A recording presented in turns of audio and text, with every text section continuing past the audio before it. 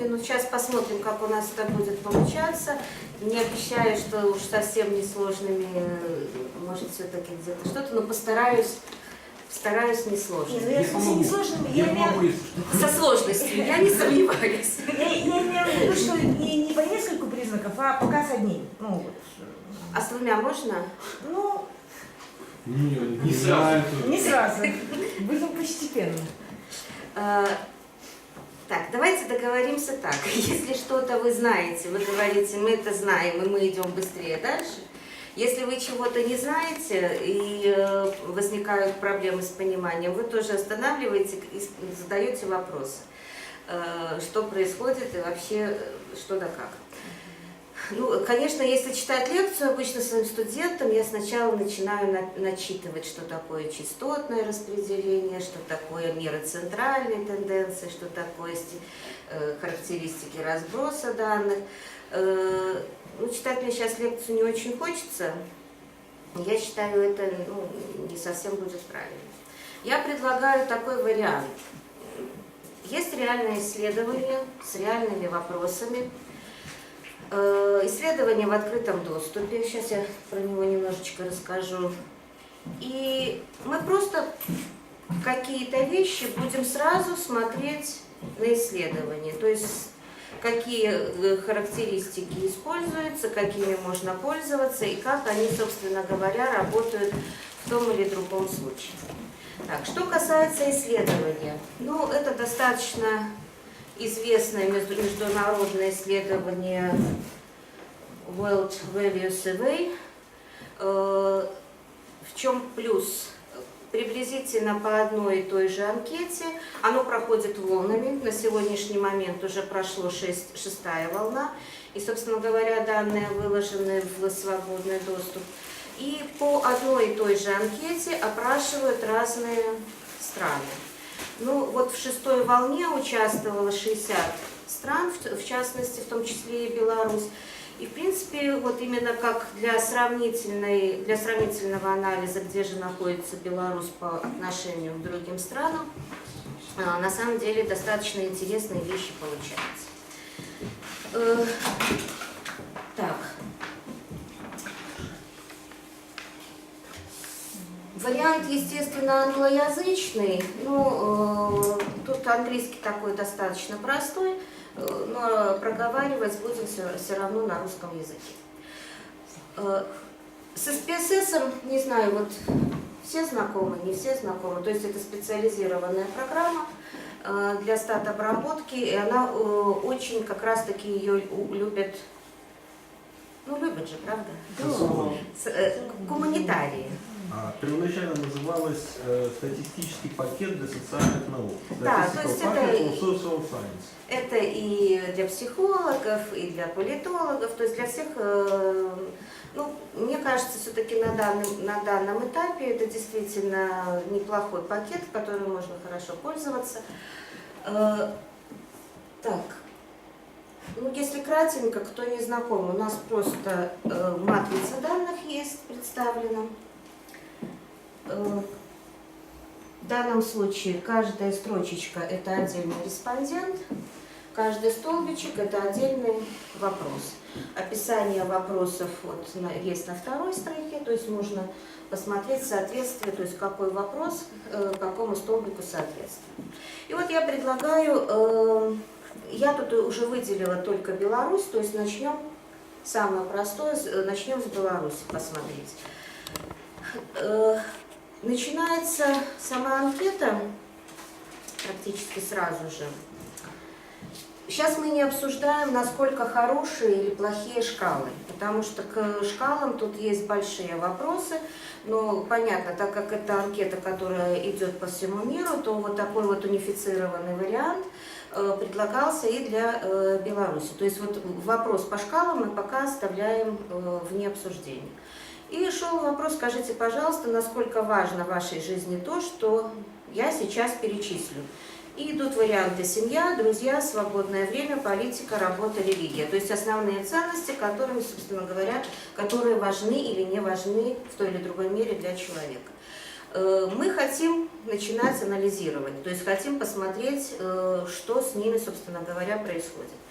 Первое, что обычно делается при анализе любой информации, мы смотрим частотный анализ.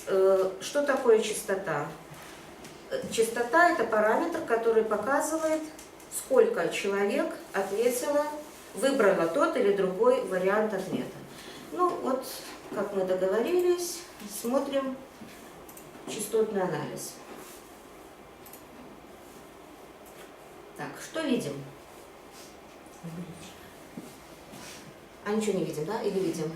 Видим табличку. Ну, зрительно я вижу. Ну, я немножечко расскажу, собственно говоря, что мы можем из частотного анализа извлечь. Ну, так как это первичная информация, то, собственно говоря, многого от нее мы не ожидаем. Ну, допустим, ценность семьи, да, идет очень важно частота 1356, скорее важно 149, не очень важно 20, совсем не важно 4. Вот, собственно говоря, вот эти вот значения, это и есть частоты, то есть как часто встречается данный вариант ответа. Ну, естественно, следующий шаг, от частоты мы переходим, частоты сами по себе нам не совсем интересны, естественно, нам интересно все-таки посмотреть в процентном соотношении, как у нас представлено. Что мы видим? Процент очень важно 88,3, скорее важно 9,7, скорее не важно 1,3 и совсем не важно 0,3%. То есть мы уже можем варьировать, и уже какую-то информацию мы уже извлекаем, и что-то мы можем уже описывать. Ну, хотя бы вот элементарно. Допустим, очень важно семья 88,3%. Если мы посмотрим друзья, 42,7%. То есть у нас уже возникает гипотеза, что, скорее всего, семья более важная ценность, чем друзья. Это понятно. Ну, мне кажется, тут вообще ничего сложного нет. Что еще можно извлечь из частотного анализа? Особенно если у вас шкала порядковая. Татьяна Валерьевна вам рассказывала, что такое порядковая шкала. Значит, это шкала, в которой присутствует не только равно-не равно, но и понятие больше-меньше. То есть мы можем сказать, что какая-то переменная, какое-то значение больше, чем другое значение. Ну, в данном случае, если мы посмотрим, вот это очень важно, скорее не важно, не важно, это такой хороший пример порядковой шкалы.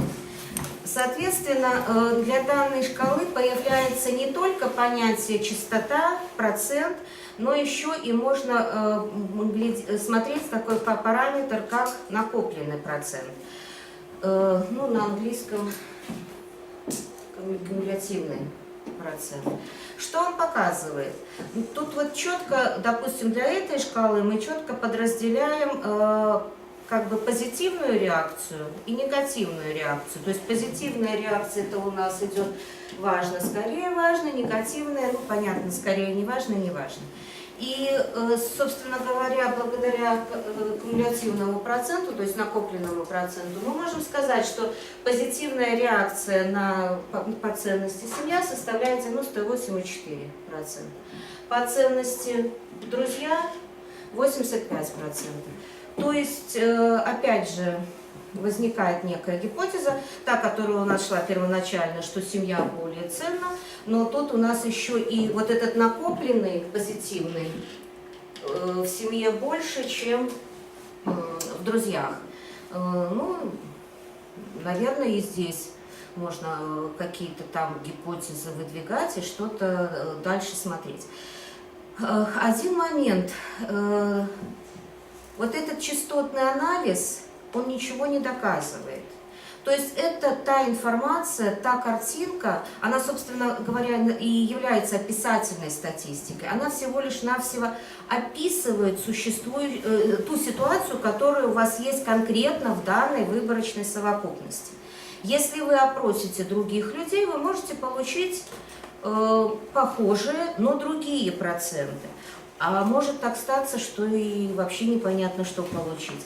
То есть вот частотный анализ и все, что связано с частотным анализом, проценты, накопленные проценты, это все описательная статистика. То есть она помогает выйти на гипотезы. А вот уже как доказывать гипотезы, это уже в следующий раз, да? Ну, видимо, придется. То есть пока что частотный анализ не переносит информацию на генеральную совокупность. Мы описываем нашу выборочную совокупность.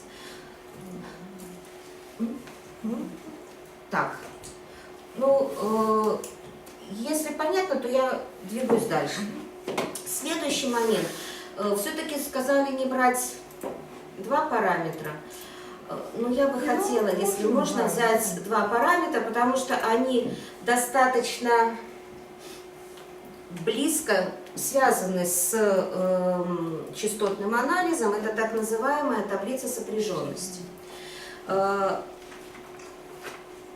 пример, опять же, в таблице есть два таких вопроса. Сейчас я зачитаю. В анкете. Значит, вопрос: вы верите в Бога? Да, нет. И второй вопрос: вы верите в ад? Да, нет. То есть мне, допустим, очень хочется посмотреть, как они сочетаются между собой. Что мы имеем? То есть таблица сопряженности.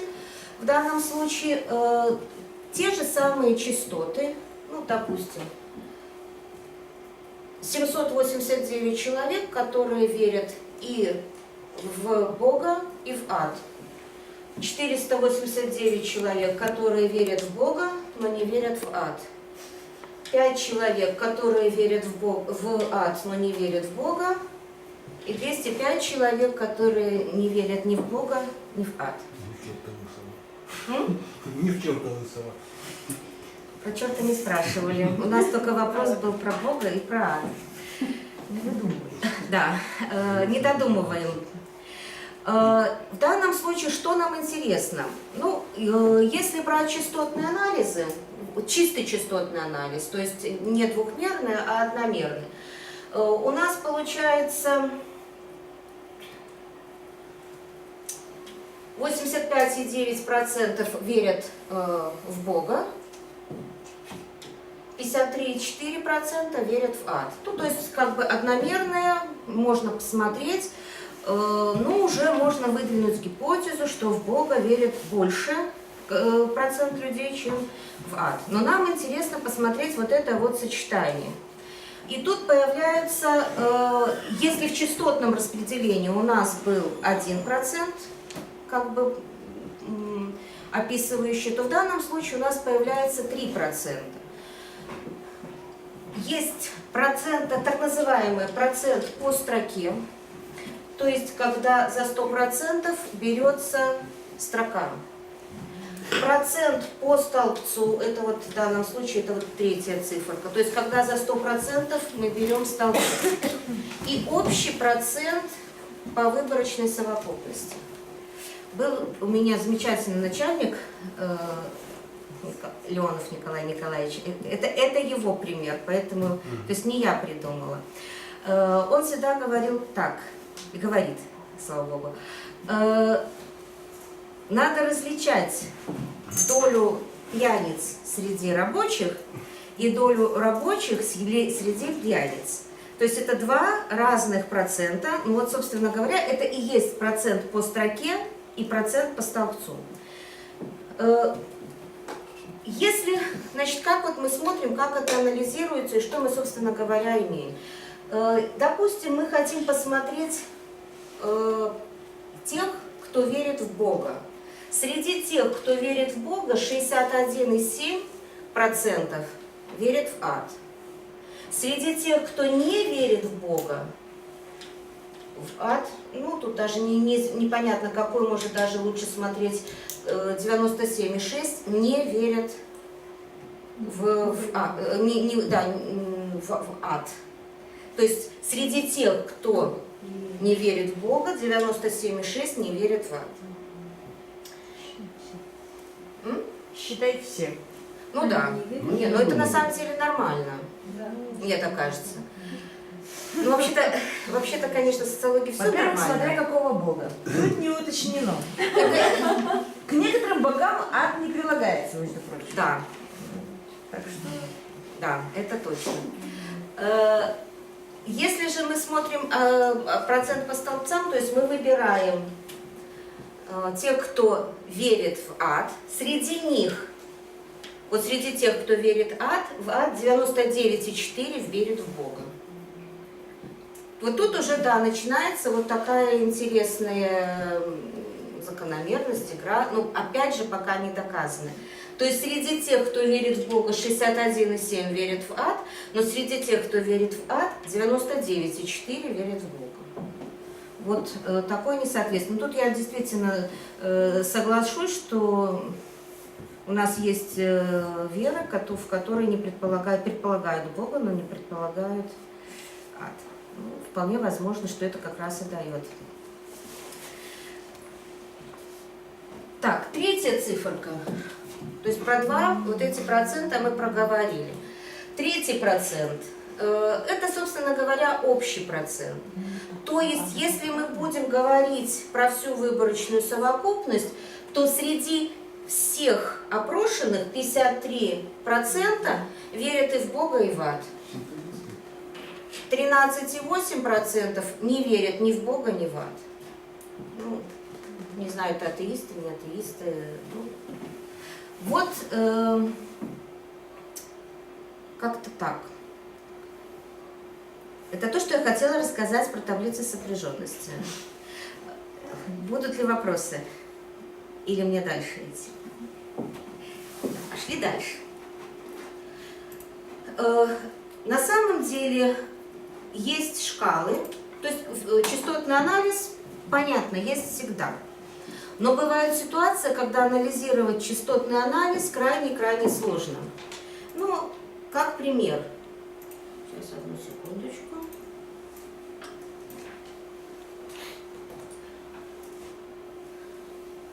Допустим, у нас самый простой вопрос. Ну, вот возьмем даже 2 вопроса. Пол и возраст. Что касается пола, ну, тут все понятно. 45,5% женщин, 54,5% мужчин. Наоборот. Ну, естественно, да, женщин у нас больше. Что касается возраста, то есть уже вот уже проанализировать вот этот частотный анализ глазками уже не то, что неудобно, не представляется возможным. И вытянуть вот какую-то информацию, ну, достаточно сложно. А если мы еще предположим, что мы вот на этот частотный анализ наложим какой-то вопрос, хотя бы ту же веру в Бога, да, чтобы посмотреть, кто из них верит, кто из них нет, ну, анализировать дальше это будет крайне и крайне сложно.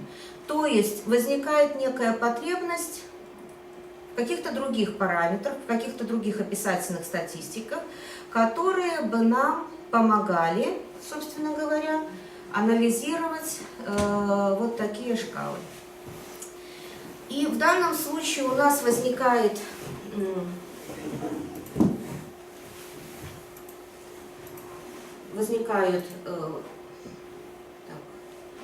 параметры. Ну, в SPSS чем хорошо, что тут они очень блочно показали параметры вообще, какие существуют, и основные. На самом деле параметров различных очень-очень много. Даже вот всем известная средняя арифметическая, это она просто одно из тех средних, которых очень часто используются. Есть еще средняя гармоническая, есть еще средняя квадратическая, средняя кубическая и так далее, и так далее, и так далее. То есть вот этих вот средних очень много. Какие варианты, собственно говоря, стандартные предлагает статистика для обработки шкал? Ну, прежде всего у нас появляется вот такой вот блок процентилем. или другими словами квантили. На самом деле квантиль, ну, если брать определение, это точка на прямой, которая делит выборочную совокупность в определенных пропорциях. Ну, допустим, 50-й процентиль, или еще она называется медиана, это параметр, который делит выборку ровно пополам. То есть у нас есть некая точка на прямой, 50% выборки меньше этого значения, 50% выборки больше этого значения. Процентили могут быть любые. То есть рассматривают, допустим, есть группа квартилей. Это вот если рисовать. Мы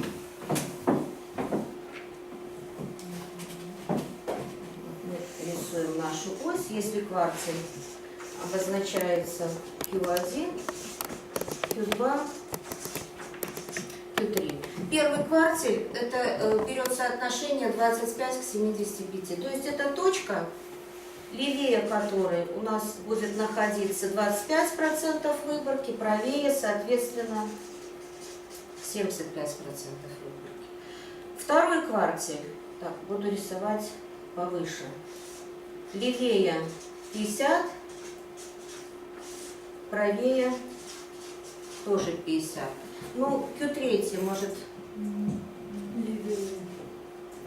75, правее 25.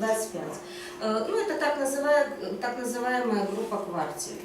Дальше идет группа квинтилей, аналогично, только там уже будет 4 точки. К1, К2, К3, К4. Это 20, 40, 60, 80. Потом идет большая группа децилей, ну, децилей десятки, 10, 20, 30 и так далее, 90. И самая большая группа процентилей. 1, 2, 3, 4 и так далее до 99. Вот эти квантили используются достаточно часто и достаточно много, практически во всех параметрах. И для описания каких-то серединных процессов, то есть мер центральной тенденции, и для описания разбросов. Ну, когда я буду говорить про меры, тогда мы поговорим, как вот эти квантили и используются. А как-то отдельно они не используются, потому что я не очень знаю, когда они используются. Ну, на самом деле, они очень красиво используются, ну, грубо говоря, в каких исследованиях для чего? Используются часто. Медики жутко любят вот эти вот игры с квантилями, экономисты любят игры с квантилями. То есть они позволяют делить, ну вот, скажем, аудиторию, да, как-то, ну, в смысле, Ну, да, вот, самое простое, это не совсем корректно используется применительно к квантилям, но на уровне байки, да, это закон Парето. Типа 20% клиентов приносят 80% прибыли. Да, то есть это самый простой способ, когда мы имеем большое количество наблюдений, каким-то образом сгруппировать и выявить какие-то различия между вот этими хвостами или, допустим, там, как бы выявить серединку нашу. Да? То есть это просто вот такой вот простейший способ сегментировать базу. Ну, на самом деле используются они во многих местах. Это и в группировках, есть даже отдельный вид квантильной группировки, когда мы нашу группу делим на равные объемы. Ну, допустим, у нас вот 1500 человек, да, к примеру, мы хотим их разделить на 5 групп, равных групп, то есть так, чтобы у нас было в группах 20% населения. И в этом случае мы строим квинтили, делим, и с помощью вот этих квинтилей как бы разрываем нашу выборку на 5 групп. В социологии используется еще такой вариант. Когда мы анализируем тенденции, и для нас очень важно, чтобы в выборочную совокупность не попали, ну, так называемые выбросы. То есть респонденты, мнение которых очень сильно отличается от основной массы. В этом случае мы, допустим, строим 5-й процентиль, и 95-й процентиль. И просто вот эти вот хвостики выкидываем. То есть у нас остается 90% массива, но это центральный массив. Да. Ну, например, это вот с доходом очень Да. сильно, когда сферы богатые могут исказить Да. полностью картину по выборке. То есть если мы к нам, ну это бывает крайне редко, на моем веку такого не было, но вдруг, если в выборочную совокупность попадает олигарх, то вы же понимаете, наш средний доход сразу резко возрастает. Так вот, чтобы такого не было, вот мы убрали самых бедных, которые, ну, по себе сказали, что они самые бедные, убрали самых богатых, осталось хорошие, ну, 90% это обычно хороший массив, и дальше мы с ним уже работаем. Ну, как я уже говорила, они используются и в мерах центральных, и в разбросе, но это вот когда будем рассматривать вот эти характеристики, я просто буду говорить. А на самом деле для анализа, ну, у нас, конечно, не заявлена визуализация информации, но вот чтобы показать, как работают вот эти квантили, мы все-таки построим... Так, не на этой базе, сейчас построим. У меня есть еще одна база. Чем она отличается от первой? Тут уже страны, если в первой базе были люди, то здесь уже в качестве респондента выступает страна. И в нее забита информация по ценностям. То есть мы уже рассматриваем страны. Ну так вот, если посмотреть в этих графиках, так, график, который использует квантиль, называется боксплот.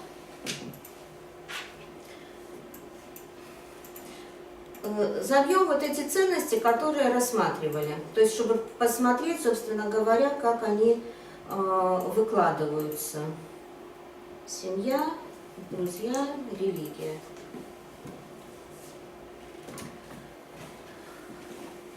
Так, вообще,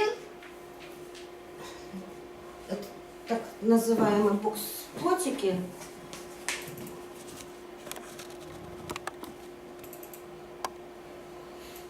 сейчас я сделаю чуть-чуть их побольше,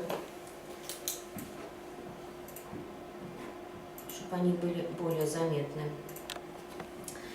Каким образом и что здесь есть?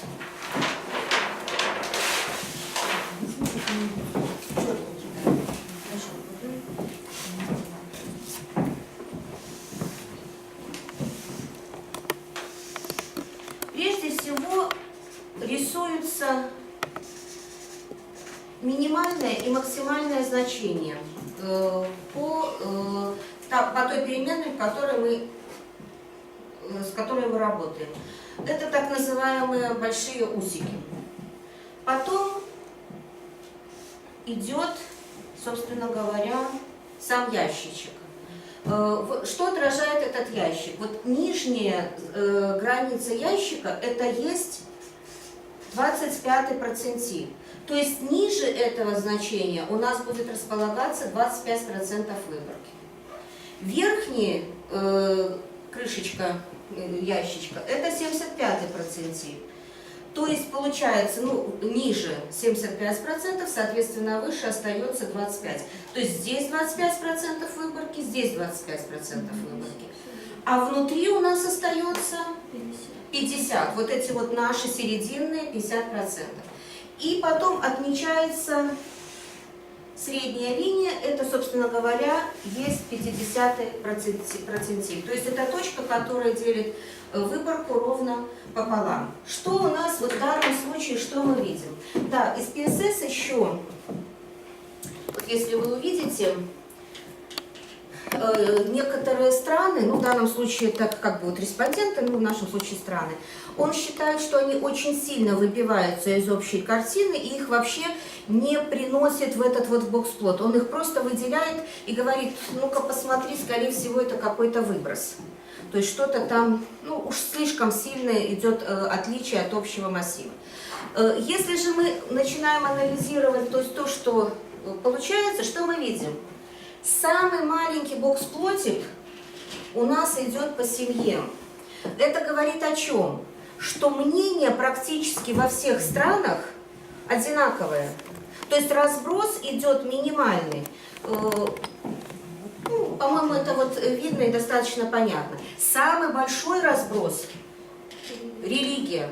То есть у нас идет от практически неважного, вот минимальное значение, это идет практически неважно, до абсолютной важности. Ну, четверка – это абсолютно, какая там у нас была характеристика? Очень важно, скорее, вот, это вот очень важно. Выборка делится, ну, приблизительно где-то 3,5 вот идет. Это значит между очень важно и, ну, просто скорее важно. Ну, где-то здесь, то есть 50% стран у нас будет находиться ниже вот этого значения, 50% выше этого значения. Ну, опять же, какие можно выстраивать гипотезы? Вот смотрите, если бы мы смотрели частотный анализ, то это все увидеть крайне сложно. Вот сразу в одном, как бы охватить в один взгляд все вот эти нюансы практически невозможно. Тогда как на рисунке очень хорошо все это отображается. И, ну, какая ценность менее ценна, собственно говоря, для всех стран? Политика. Политика. Вот она. То есть не нужно, ну, конечно, есть где-то что-то, но... Еще есть некоторые странные страны, Политизированные. Политизированные. Да. Но их не так много, за счет этого, собственно говоря, мы находимся в таком положении. То есть что у нас получается, собственно говоря, вот уже вот из одной этой картинки у нас сразу выскакивает религия. То есть мы религию должны рассматривать отдельно, потому что есть страны, для которых это важно, есть страны, для которых это не важно. А дальше идет по убыванию. Ну, самая ценная семья, потом, собственно говоря, вот приблизительно одинаковые бокс-плотики, это у нас друзья, работа, потом чуть-чуть пониже у нас появляется досуг, и на последнем месте политика. А уже с религией начинаем разбираться. То есть для разных стран, понятно, для кого-то это будет чуть ли не на первом месте. Да, там есть страны, в которых религия, действительно, сначала идет религия, а потом семья по ценностям. Но их немного. Ну, по крайней мере, вот в этих вот исследованиях 60. Ну, а дальше вот мы, собственно говоря, и описали. И это все, еще раз, это все описательная статистика, это все квантили. Я ответила на вопрос, как можно использовать квантили? Замечательно. Могу просто добавить, что если потом уже заниматься каким-то образом, группировать страны, да, то это вот первый шаг. Да? То есть мы понимаем, вот, глядя на эти бокс-плоты или ящики с усами, мы понимаем, что семья для развлечения стран между собой будет очень плохо работать. Да, потому что она одинаково значима везде. А вот религия будет очень хорошо работать. Да. Потому что максимальный разброс по странам дает. Ну, то есть это то, что это та переменная, которая будет являться одной из главных для дальнейшей кластеризации стран. Да, абсолютно верно. Сочетание политики и досуга. Что? И сочетание политики и досуга. Именно сочетание тоже будет сильно разнить. Но это я так. Шучу. Ну, вообще, конечно, тут мы же не видим, как они сочетаются. Да, не видим. Не факт, что, конечно, было бы интересно, если бы, допустим, минимум тут давал максимум тут. Но это не факт. Потому что вот этого сочетания у нас нет. Тут именно вот одномерное распределение, которое мы смотрим. А это уже двухмерное распределение. Его просили не касаться. Да, его просили не касаться. Так. Что дальше у нас есть? Возвращаемся к нашим мерам. Ну, сейчас, собственно говоря, про квантили поговорили, пошли дальше. Вот меры центральной тенденции. Я уже неоднократно тут называла это сочетание слов. Это параметры, которые характеризуют центр, то есть что-то среднее, что-то общее. Понятно, что первая характеристика, которая на слуху, это у нас Среднее. собственно говоря, среднее арифметическое. Но опять же, все хорошо, если понимать, когда можно это среднюю считать, а когда нельзя. Вот, допустим, остаемся в странах. Допустим, я хочу посчитать по ценностям.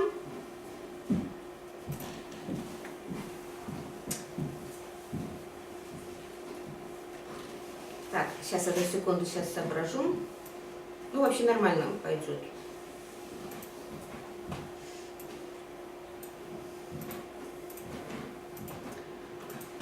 Среднее. Среднее значение.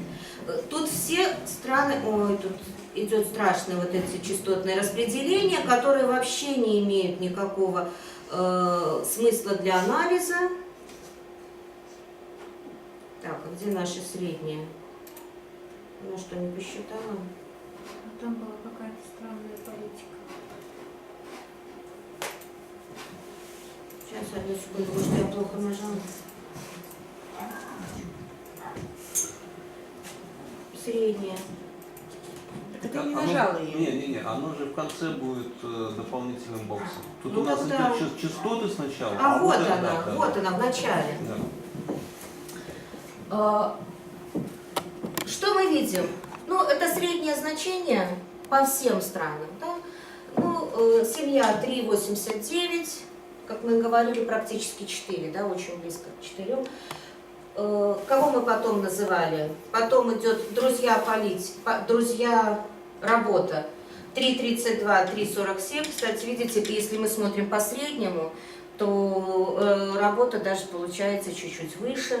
Досуг 3,11, политика 2,37, ну, религия 3,12. Опять же, вот ситуация. Мы настолько усреднили, что мы потеряли вот эту вот уникальность, которую нам показывал бокс-плот. То есть, если бы мы просто без бокс-плота посмотрели на религию и сказали, ну, религия приблизительно играет такую же роль, как и досуг. И дальше бы брали гипотезу, пытались ее доказать, а реальность такова, что религия совершенно по-другому играет с досугом. Ну, то есть среднее значение, в принципе, оно нам усредняет, оно нам показывает температуру по больнице. Естественно, оно имеет право на существование, но мы не всегда опираемся только на это среднее. То есть очень часто это слишком упрощенная схема, с помощью которой мы дальше можем работать. Не говоря уже о том, что есть шкалы, с которыми в принципе среднее посчитать нельзя. Вот я очень часто студентов на этом ловлю. Они вот знают, что надо сделать вот так, вот так, вот так, да? Вот я говорю, сделай мне, пожалуйста, и выведи все меры центральной тенденции. А вот по полу и по возрасту. Ну, ни минуты не сомневаясь, студент делает следующее и получает. Умный студент что говорит? Что по полу среднее посчитать нельзя. А тот, который просто научился нажимать кнопочки, он говорит, средняя по полу 1,54. Ну, 1,54, ну и дальше что? Что с этим средним дальше делать? Вот средняя по возрасту замечательно 45-36. То есть средний возраст выборочной совокупности 45 лет, ну, с копеечками. То есть на самом деле среднее арифметическое появляется тогда, когда у нас появляется либо количественная шкала, либо квазиколичественная шкала. Под квазиколичественной шкалой, вот Татьяна Валерьевна, когда рассказывала, она такое название не вводила. Ну, я, да, говорила просто про это. Я все-таки его введу. И какое отличие получается? Квазиколичественная шкала на самом деле это обычная порядковая, чаще всего порядковая либо ранговая, либо порядковая оценочная. То есть это шкала, в которой еще число на самом деле не является числом. То есть еще нет понятия интервала. Но оно настолько похоже на количественное, и нам так хочется по нем посчитать среднее, что мы его называем квазиколичественным и начинаем работать как средним. Ну, какие вот шкалы под этим подразумеваются? Допустим, вот в этом исследовании таких шкал достаточно много. Ну, к примеру, так называемые термометры. Вот насколько вы удовлетворены сегодня своей жизнью? И идет термометр от единицы до 10.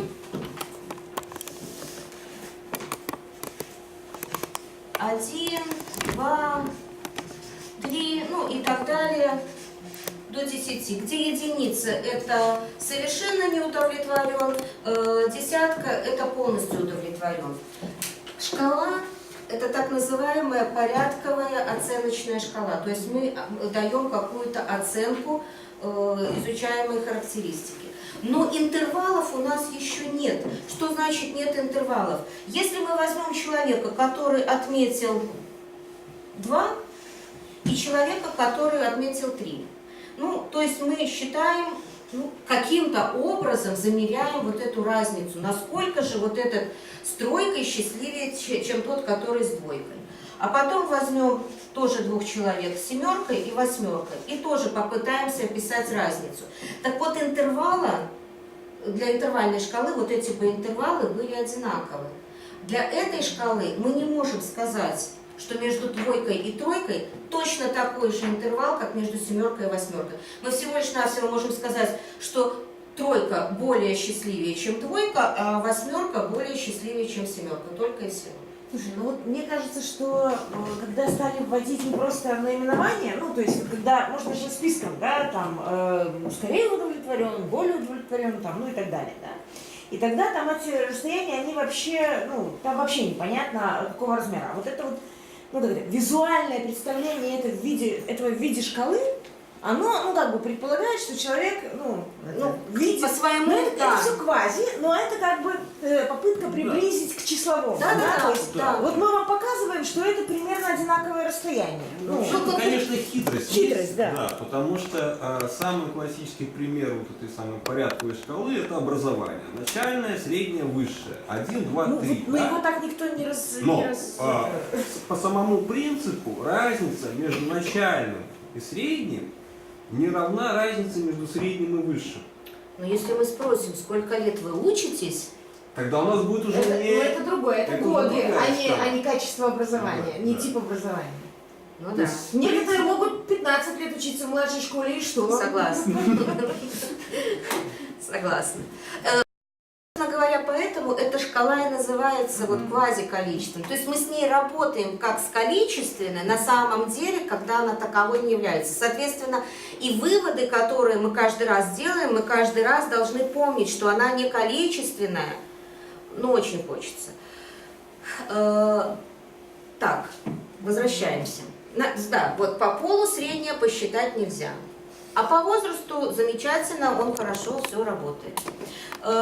Кстати, может возникнуть вопрос, а как же со странами, когда я посчитала среднее? Да? А на самом деле тут тоже очень интересный такой момент, когда делали страны, то как бы для каждой страны строился индекс. Определенными формулами задавались. Так вот этот вот индекс, не будучи количественной шкалой, он будет являться квазиколичественной. Соответственно, я могу посчитать по нему среднее, и, соответственно, я могу по этим средним делать какие-то гипотезы и выводить какие-то, двигаться в дальнейшем к тому, к чему я хочу прийти. Но еще раз повторюсь, что среднее вот очень сильно усредняет. Что такое индекс? Это как бы порядковый номер? Это некая формула, которую мы искусственно задаем на наших исходных данных. Да, она, скорее всего, именно числовая, то есть там плюсы, минусы, умножить, разделить. Индексы просто разные бывают. Они бывают разные. Они обычно искусственно строятся, условно есть говоря, это, некая вторичная переменная, построенная на исходных данных. С целью. С целью упрощения, с Использование целью... обобщенных Ну, то данных. есть потом. мы хотим, Да. допустим, сравнить две страны по уровню счастья, да? То есть мы можем вывести распределение респондентов, да, вот в Ключко этом говорит, графике. давайте мы сравним да, две и- страны по уровню счастья. И, строго говоря, опять-таки разобраться будет не так просто. Ну, в данном случае... А если, ну, вот, скажем, самые простые индексы — это индекс контрастности, например. Когда у нас есть шкала совершенно, частично, совершенно да, совершенно нет, да, вот таких, то мы можем полностью да, единица, плюс 0,5 частично, минус 0,5 частично нет, минус единица, которая против. И мы получаем одну цифру, интегрированный показатель для сравнения стран между собой. Мы можем на этих цифрах видеть уже, кто более, а кто менее счастлив. А здесь индексы, скорее всего, просто посчитаны как средние, мне так представляется.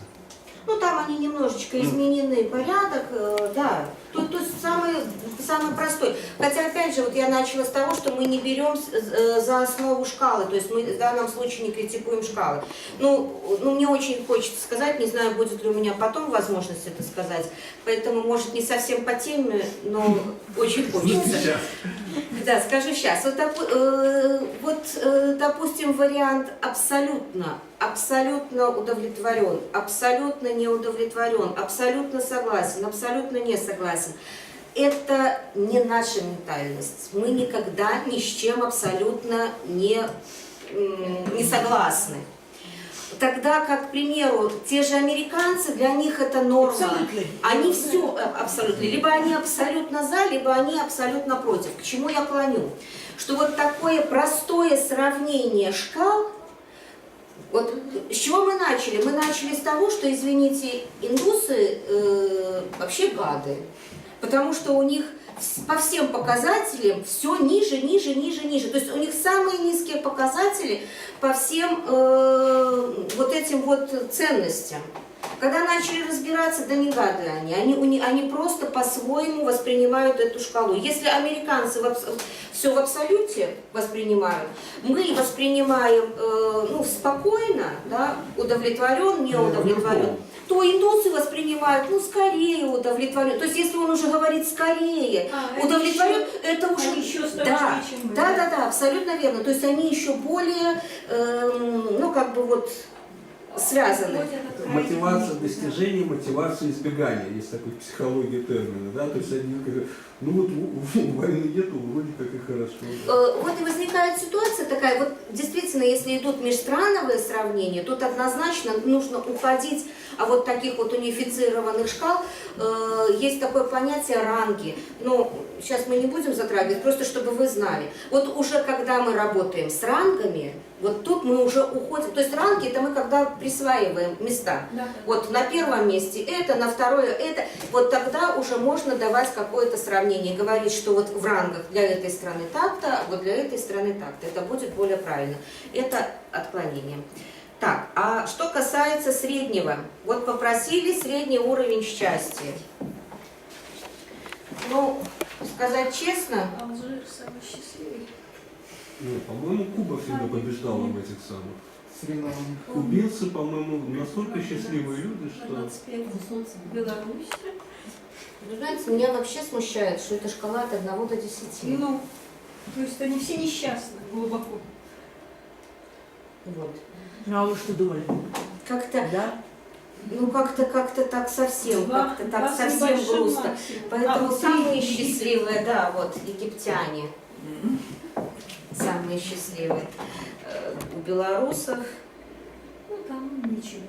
2,25. По сравнению с египтянами, если так смотреть. То есть вот мы, собственно говоря, по каждой стране посчитали средний. Но на самом деле мы очень сильно усреднили. То есть мы понимаем, что в каждой стране есть менее счастливые, более счастливые. Можно, конечно, было бы сейчас вывести на бокс-плот, но вы понимаете, что 60 вот этих вот, это, да, то есть по-хорошему тут нужно решать задачу постепенно, там брать отдельно каждую и рассматривать. Так, это... Если можно, тоже прямо. Да, вот смотрите, у нас очень много стран, Но вот эти индексы мы опять-таки можем провернуть их по квантилям, да? Да. 20 самых несчастных стран. Ну подождите, что давайте тогда вот сейчас. Вот дальше идем. Какие у нас следующие Если есть? знаете, то не рассказывайте. Да? Следующая характеристика, которая у нас есть, собственно говоря, это медиана. Она тоже описывает, то есть это тоже мера центральной тенденции. Медиана обозначается МЕ, и, собственно говоря, это есть 50-й процентиль. То есть это та точка, которая делит нашу выборочную совокупность пополам. Ну вот, так, вот я не знаю, сейчас получится, не получится, это чтобы по странам посмотреть. К сожалению, SPSS не дает точную медиану. Она дает всего лишь навсего медианный интервал. Поэтому, ну, если кому-то нужна будет точное значение, вот среднее у нас пошло с десятыми, да? Тут медиана просто показывает, что где-то возле точки 2 будет делиться 50%. Что значит не показывает точное значение? И что такое медианный интервал? Я все-таки попытаюсь объяснить, чтобы не вызывал вопрос, почему же у нас тут где-то 1, где-то 2. Когда мы рисуем, ну, человек отмечает точечку 2, на самом деле вот эта вот наша шкала счастья, она непрерывная. То есть у нас счастье не может быть дискретным. И мы предполагаем, что у нас заполнены все точечки от 1 до 10. Допустим, человек отмечает точку 2. Это всего лишь навсего говорит о том, что он располагается на интервале от 1,5 до 2,5. То есть где-то вот на этом интервале. Точно так же, когда мы говорим возраст 25 лет, это не значит, что человеку вот сейчас 25 лет. Это значит в зависимости от вопроса. Либо, если вопрос звучит полное количество лет, значит ему от 25 включая до 26 не включая. Если этого уточнения нет, значит 24,5, 25,5. То есть тоже появляются вот эти вот интервалы. Так вот, когда мы, SPSS указывает только на интервал, где будет находиться вот эта медианная точка. То есть, когда у нас идет точка 2, мы говорим о том, что где-то вот на этом интервале располагается медиана. Если нужно подсчитать конкретно точно, то значит приходится брать карандашик, ручку и садиться и с помощью формул это точно высчитывать. Ну, это и понятно, почему SPSS не может. У него нет информации про точность. То есть для того, чтобы рассчитать вот это медианное значение, нужно знать точность шкалы, с которой мы идем. Так как этой информации нет, соответственно, и рассчитать точное значение он не может. Но указать на интервал замечательно. Ну, давайте посмотрим Египет. Доверительный интервал. Это на не потом. здесь. Нет, это не то. Это не то. Доверительный интервал – это когда мы переносим информацию с выборочной совокупности на генеральную совокупность. То есть мы сейчас идем, вот сегодня мы рассматриваем только описательную статистику. То есть описательная статистика описывает выборочную совокупность и позволяет, ну вот с чего мы начинали, она позволяет сформулировать гипотезы для дальнейшего доказательства. То есть посмотреть, сформулировать гипотезу и дальше уже двигаться в каком-то направлении. Так, кстати, Египет. 3, да? Я не вижу. Ниже. Вот. Ну да, вот единственное, у которых троечка будет. Так, следующая характеристика мер центральных. Я ответила. Вы, Коль, не то хотели что-то сказать? Не. Может, возраст это самое будет красочнее? Возраст. Ну, давайте попробуем По посмотреть. доверительному там красиво должно быть. Давайте попробуем посмотреть возраст. То есть, Ну, хотя, кстати, по возрастам действительно интересно. У меня, когда начали смотреть, девочка разбиралась с с отношением к пожилым людям и пыталась связать это со средним возрастом. На очень интересные вещи выскочили. Когда в стране средний возраст 18 лет, знаете, наводит на какие-то размышления. То есть у нас есть страны... М? Ой, ну дальше я уже не вникала, то есть меня как бы удивило, то есть это уже по статистике, то есть это уже реально поднимали статистику, смотрели средний возраст 18 лет.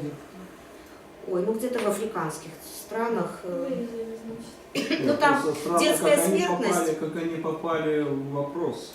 То есть, по-моему, там ограничения по возрасту. Кстати, да. Нет, так это же не значит, что там нет взрослого населения. Нет, Просто там детская смертность такая, что она позволяет, ну не позволяет, а выводит средний возраст на 18 лет. Нет, такой вопрос же. Как оно, это не В база стране попала. возраст Средняя 18 лет, продолжительность или в жизни. Нет, средняя продолжительность жизни В по стране, стране, это по вопрос. статистике. Средняя продолжительность. Продолжительность жизни. Я думаю, А. средний возраст. Как Ну это? вот средний возраст мы видим.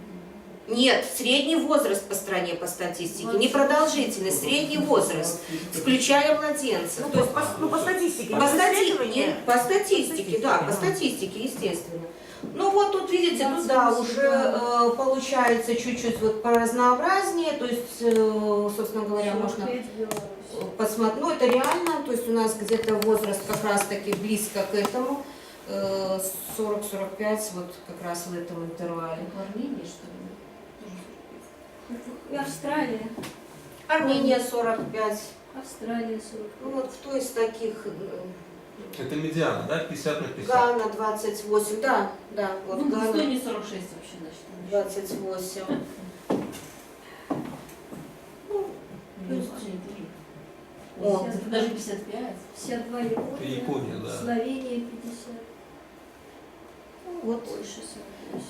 Ничего. это медиана, то есть это точка, которая делит 50 на 50. Это понятно, да? Следующая характеристика. Ой, тоже очень интересная характеристика. Называется мода. Обозначается через «мо».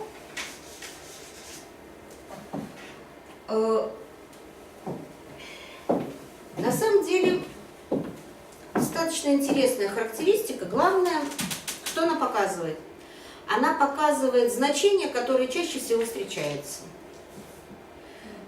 И тут начинается обратный вариант. Для количественной шкалы, вот допустим, как для возраста, вот эта вот мода, ну, она уже не настолько интересна. Хотя, вот опять же попробую показать графически, что такое будет мода. Сейчас вернемся к Беларуси, потому что если на весь мир там 85 тысяч, ну, долго строить, долго считать будет. Опять возьмем графически, построим гистограмму на вопросе, ну, опять возраст. Да? Так, где наш возраст?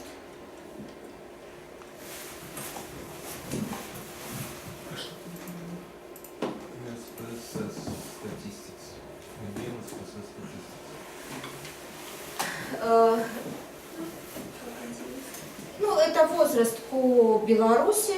Ну, достаточно просто, то есть высота показывает, как бы, на самом деле в гистограмме площадь вот этих маленьких прямоугольничков пропорциональна частоте.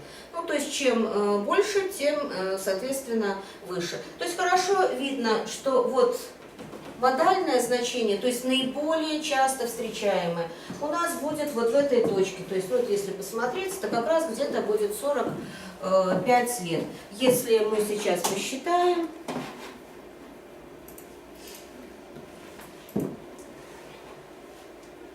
ну, пускай и пол остается. Кстати, по полу кого она нам даст? А кого? Женщин? Девчонок. Естественно. Вот она дает модальное значение по полу. Ну, код 2 это у нас женщины, возраст 45 лет, то есть наиболее часто встречаемые выборки значения 45 лет. Что касается моды, на самом деле мы чаще всего начинаем оперировать моду, когда мы хотим описать распределение. В зависимости от количества мод, то есть сколько у вас мод, распределения могут быть унимодальные, бимодальные, полимодальные. Унимодальные – это вот хороший пример унимодального распределения. То есть у нас максимальное значение встречается только один раз. Хотя по графику мы видим, что если мы будем рассматривать локальные моды, то у нас выскакивает еще вот 2 локальные моды. Но в данном случае мы говорим про общую, про универсальную как бы моду. Это распределение будет унимодальное, одна мода. Доход, если мы будем рассматривать шкалу, вот если бы у нас была реальная шкала по республике, по доходу, то, как ни удивительно, на самом деле у нас будет не унимодальное распределение, а будет бимодальное распределение. Можно, да? Я вам рисую. Что такое бимодальное распределение? То есть у нас 2 моды. Так вот, для дохода чаще всего как раз-таки бимодально, доход бимодально распределен. То есть есть какая-то максимальная точка или максимальный интервал среди бедного населения, и есть какая-то максимальная точка, максимальное вот это значение среди богатого населения. А полимодальное – это когда вот таких вот пиков намного больше. То есть 3 и более. Вопрос у меня. Тут получается, что опрашивали только совершеннолетних, да? Да, естественно, С 18, конечно. соответственно, Да. вот этот средний возраст, он не равен реальному среднему возрасту. по стране. Естественно, А да. только среднему Там до возрасту 30 взрослых. я не вижу. Там 20. Да. Начиная с 18 всё. и пошли. Что вот это вот 3 основные характеристики, которые описывают характеристики разброса данных. Средняя арифметическая, медиана и мода. На самом деле очень интересно сочетание этих 3 параметров. Если у вас мода, медиана и средняя арифметическая располагаются приблизительно в одной точке, то мы можем проверять гипотезу про нормальное распределение. Так, кто-нибудь про нормальное распределение слышал? Ну, да. Ну, все, наверное, да? То есть нормальное распределение, оно, собственно говоря, и называется нормальным, потому что чаще всего описывает нормальные процессы, от слова, норма. То есть, если мы смотрим в обществе, всегда есть некая норма, допустим, да?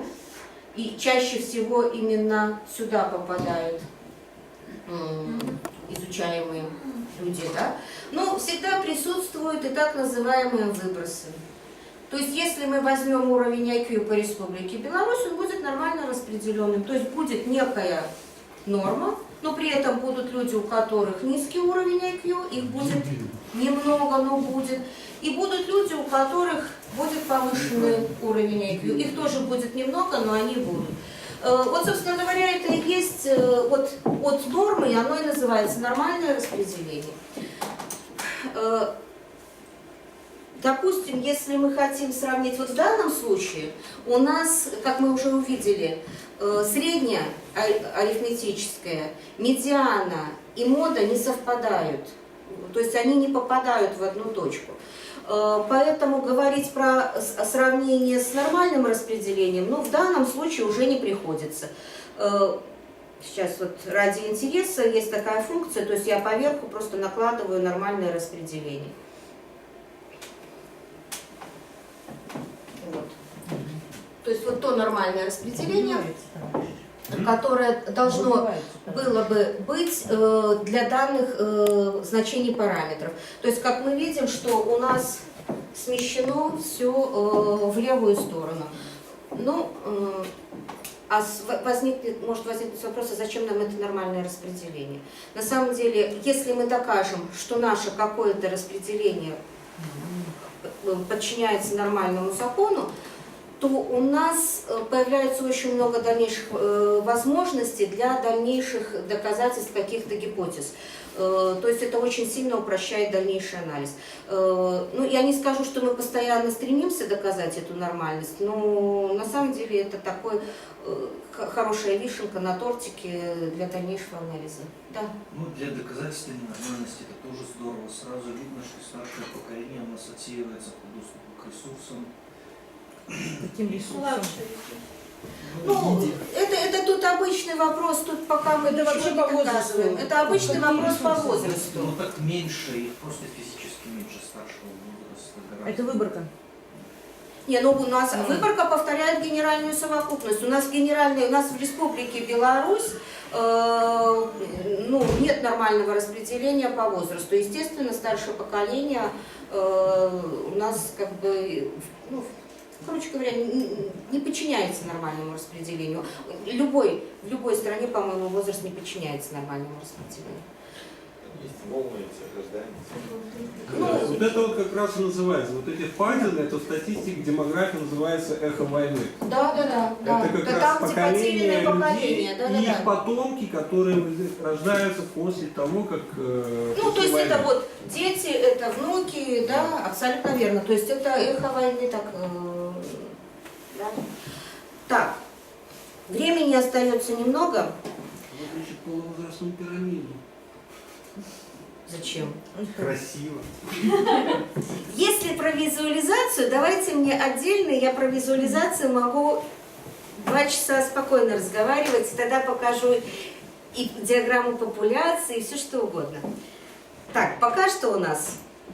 Смотрим дальше, какие у нас еще есть параметры, с помощью которых мы можем что-либо описывать. С мерами центральной тенденции разобрались, остаются характеристики разброса данных. То есть, если меры центральной тенденции – это температура по больнице средняя, то характеристики разброса данных показывают различия, насколько у нас присутствуют в выборке различия. Естественно, основная характеристика, которой мы чаще всего пользуемся, это оценка дисперсии.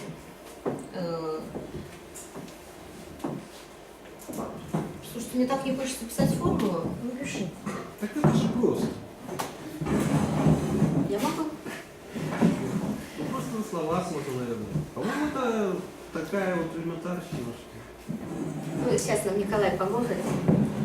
Зачем нам формулы? Да. Рассказывай для красоты. Нас- просто Она звонит там в СПСС, и кнопочку нажал, посчитал. Да. Не-не-не. Ну, на самом деле, Не да. надо, не надо упрощать.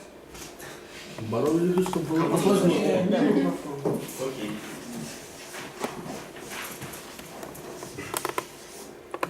Чтобы вам.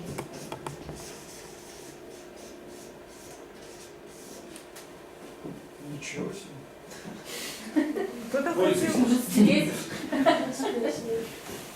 Или более простой вариант. Что ты способен сейчас? Ну, потому что по определению это идет мат ожидания квадрата отклонения. То есть это по определению. Сейчас я попытаюсь объяснить. М – это мат ожидания. Ну, как я уже говорила, на выборочной совокупности у нас идет средняя арифметическая. Средняя арифметическая – это оценка мат ожидания. То есть мат ожидания – это средняя арифметическая на генеральной совокупности. Когда мы начинаем считать разницу, то есть вот у нас есть некая генеральная совокупность,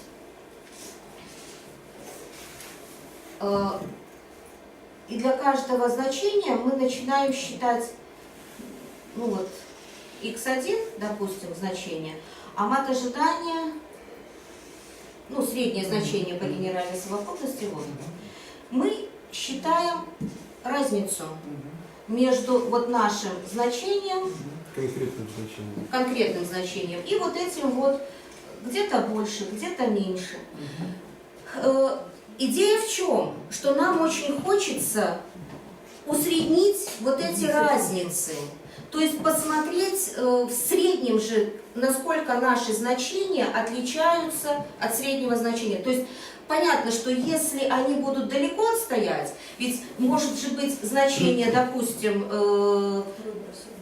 там 0,1 минус 0,1, 0,2 минус 0,2, ну так утрированно, да? А может быть минус 100 плюс 99, минус 50 плюс 2. То есть понятно, что вот в этом случае разброс, как бы отличие от среднего будет намного больше, чем в этом случае. Хотя среднее мы можем получить приблизительно одинаковое.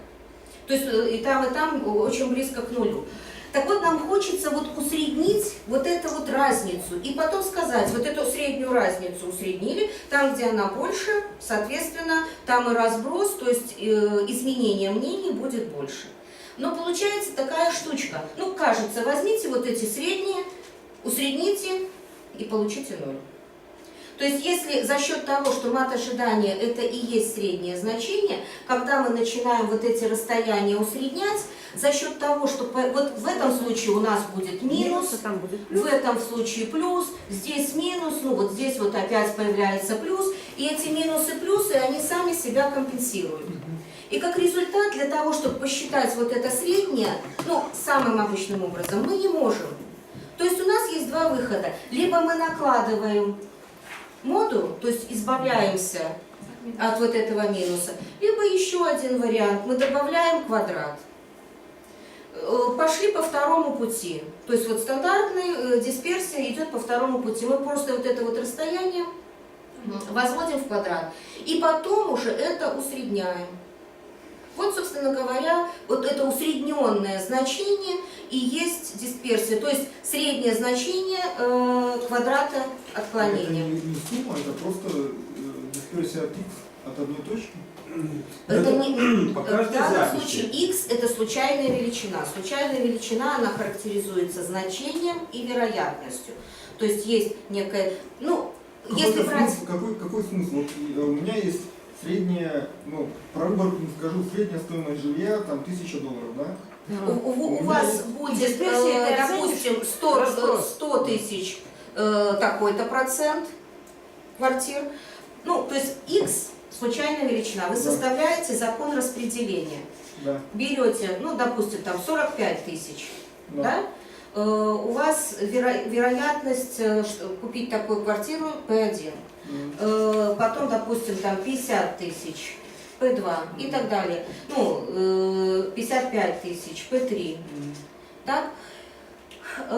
То есть это вот случайная величина, в которой как бы связаны значения и вероятности. Вот она, вот вся вот тут.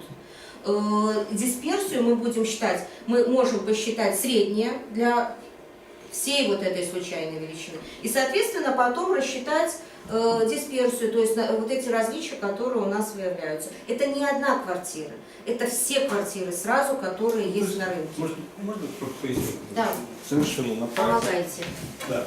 То есть, как это выглядит, просто даже если считать это обычным Excel, да, тут не важно, что у нас идет там, возраст, там, не знаю, стоимость квартир, да, значит, не знаю, там, x1, x2, x3 и так далее. Вот у нас в обычном Excel записи, да, вот это конкретное значение, Да. допустим, квартира.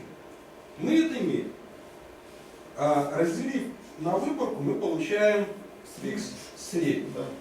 Да. Потом мы хотим узнать, насколько каждая конкретная квартира по стоимости отличается от среднего.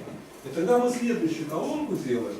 X средний минус x первое. X среднее минус x второе. Да? И тут у нас будут уже те значения, о которых говорила Елена. Да?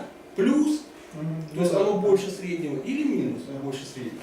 Соответственно, если мы это дело просуммируем, мы получим 0 по тем причинам, о которых уже говорили. Следующая штука. Вот эту разницу мы возводим в квадрат. И когда мы вот этот квадрат усредняем, мы и получаем дисперсию.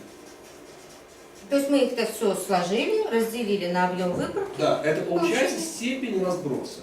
Чуть-чуть забегая вперед, если мы хотим точно узнать насколько вообще вариативность цен на квартиры в конкретном нашем примере стоит, да, мы должны будем извлечь квадрат из этой дисперсии, и мы получим вещественный смысл, что разница между квартирами будет, скажем, там, 30 тысяч долларов. То есть мы будем понимать, что если, скажем, средняя у нас 50 тысяч, то минимум мы можем купить за 20 тысяч, а максимум, соответственно, за 80. Вот, собственно. Ну, это на самом деле вот этот корень, когда извлекается, это так называемая характеристика СКО, среднеквадратическое отклонение. Ну, это не... Да, приблизительно это корень, нет, это точно корень не из дисперсии, но понятно, что когда мы суммируем квадраты и потом извлекаем корень, это совершенно не то, что если бы мы из каждого извлекли квадраты, потом суммировали. То есть тут близко, приблизительно. Но, в принципе, если научиться с этим работать, то уже как бы само собой разумеющееся. Значит, корень дисперсии, среднеквадратическое отклонение. Вот, собственно говоря, две основные характеристики разброса данных – это оценка. Почему я говорю оценка дисперсии? Вот то, что мы сейчас говорили, это все дисперсия, то есть это все считается на генеральной совокупности. Оценка дисперсии, сейчас не будем, там, ну, она... На выборке она чуть-чуть по-другому считается. Если в генеральной совокупности мы делим на n, то на выборочной совокупности делим на n-1. Сейчас не буду, хотя если интересно, потом объясню, почему именно на n-1. Но факт в том, что то есть формула, вот в Excel, к примеру, можно посчитать дисперсию, но вы должны четко понимать, там есть две формулы. Дисперсия по генеральной совокупности и дисперсия по выборочной совокупности. Вот на это обратите внимание. То есть если у вас выборочная, значит вы должны по выборочной смотреть. Если генеральная, то должны на генеральную смотреть. Я немного еще отвлеку, да? Я анализирую стоимость квадратного метра, да? Анализирую на рекламе, которая есть на сайтах. Это выборка же получается, это же не генеральная совокупность. Да, это выборка. Это выборка, и дискреция должна быть для выборки. Да. То есть если бы у вас была полностью вся, то это была бы генеральная совокупность. Очень кратко, потому что время заканчивается. Какие, вот на самом деле есть большой блок, который мне очень нравится, размахи. Очень кратко рассказываю. Где этот черненький фломастер? Существует 4 основных типа размаха. Исключающий размах R. Это мы берем максимальное значение минус минимальное значение и смотрим разницу. Ну, понятно, чем исключающий размах больше, тем больше как бы разброс мнений внутри этой выборочной совокупности. Включающий размах. Тут небольшой нюанс. Это практически то же самое, что исключающий, только в данном случае мы берем реальный интервал. То есть, если у нас возраст, минимальный возраст 18 лет, для исключающего размаха мы будем брать реальный интервал, минимальное значение, это будет 17,5. Если самый старший респондент выборки 80 лет, то мы будем брать максимальный 80,5. То есть тут просто на самом деле включающий размах это есть исключающий плюс точность. То есть ну, чуть-чуть более точное значение. Это вот понятно, это лежит на поверхности, это достаточно легко. А вот дальше то, что, к сожалению, используется редко, и то, что нет в SPSS, и, может, поэтому используется редко, но информацию несет достаточно хорошую. Децельный размах. По названию, децельный размах – это есть разница между 90-м процентилем и 10-м процентилем. Вот опять же то, о чем я говорила в начале. Опять появляются квантили. Если в мерах центральной тенденции это была медиана, то тут появляются размахи. Децельные размахи очень часто используются в экономике. Кстати, и у вас тоже. Вот именно децельные размахи, вот убирать вот эти вот выбросы, то есть может попасть очень дорогая квартира или очень дешевая квартира, это выбросы, то есть они никак на тенденцию не будут влиять. Поэтому если вам оценивать, вам как раз таки вот через эти вот размахи и идти. Значит, это у нас децельный размах, то есть разница между 90-м и 10-м, середки, ну вот 80% середины. И еще есть размах с очень странным названием. полу между квартирной. Да. Вместо. Вместо нет, полу между.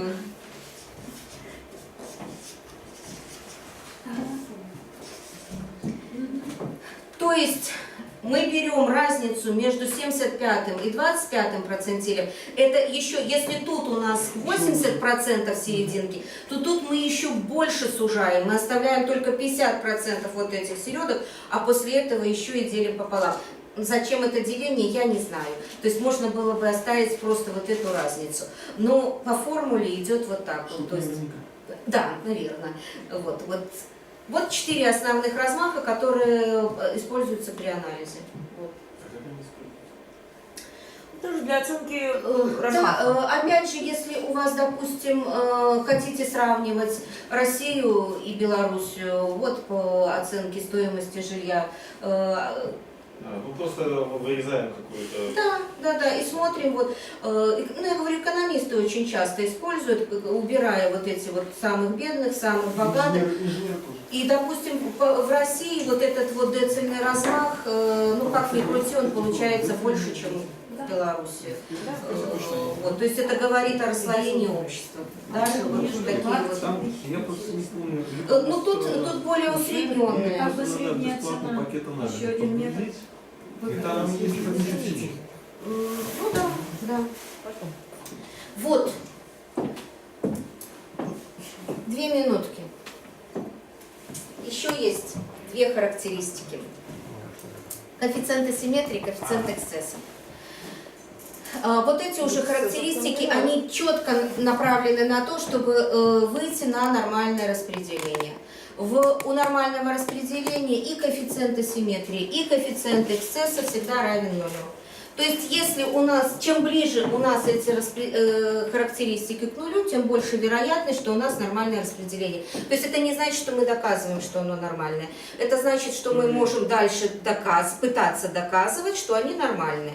Еще раз, это все описательная статистика. Она ничего не доказывает, она всего лишь навсего описывает. Коэффициент асимметрии говорит про симметричность.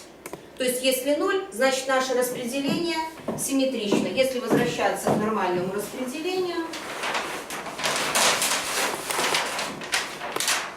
вот нормальное распределение. Вот центр симметрии. Причем в центре симметрии, вот в этой точке, здесь будет и средняя арифметическая, вот эта точка, это будет и средняя арифметическая, и мода, и медиана. То есть все 3 сойдутся в одной. И она полностью симметрична. Коэффициент эксцесса, он показывает, насколько распределение как бы выше или ниже нормального. То есть если эксцесс меньше нуля, то он будет выглядеть как-то вот так. То есть он как бы не доходит до нормального. Пологий подъем, пологий спуск. Если больше нуля, резкий подъем, резкий спуск. То есть в эксцессе, когда эксцесс меньше нуля, получается вот этих крайних значений больше.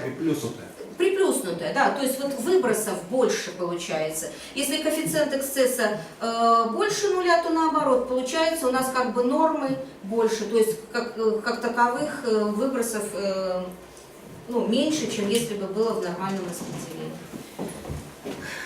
Так, ну, в принципе, наверное, это все. А асимметрия это просто скорость. Симметричность, да, в ту или в другую сторону. Как вот мы делали когда график, вот он был четко асимметричный, причем весь асимметрия уходила в левую сторону. То есть там, ну, можно было посчитать асимметрию, она бы точно отличалась от нуля.